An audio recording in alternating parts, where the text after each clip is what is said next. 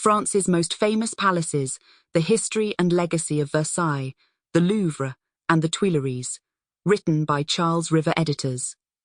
Narrated by Victoria Woodson. Introduction.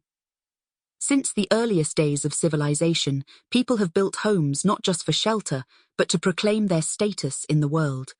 There is evidence from the earliest known cultures that one way in which rulers showcased power was by building a more elaborate home than those around them had.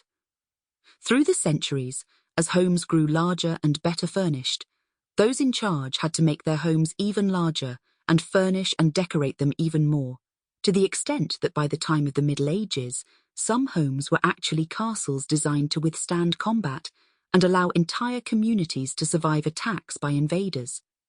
Though the need for such large dwellings eventually passed, the desire for them did not, and so the castle gave way to the palace, a building the size of a castle but as elegant as its owner could afford to make it. France, like all European countries, has had its fair share of palaces over time, but none suffered the rise and fall of fortune like the Tuileries. Built by a widow with a flair for architecture, it grew for more than a decade, along with the royal family that it housed.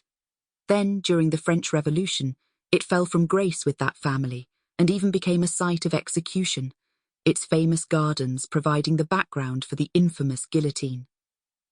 Though the French Revolution came to a close at the end of the 19th century, the revolutionary spirit remained alive in France, and with it, the desire to overthrow whatever government happened to be in power. With the ruler living at the Tuileries, it became the symbol of the government.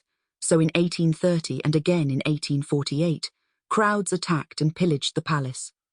While it survived these two attacks, it was not so lucky in 1871, when a mob finally burned it to the ground.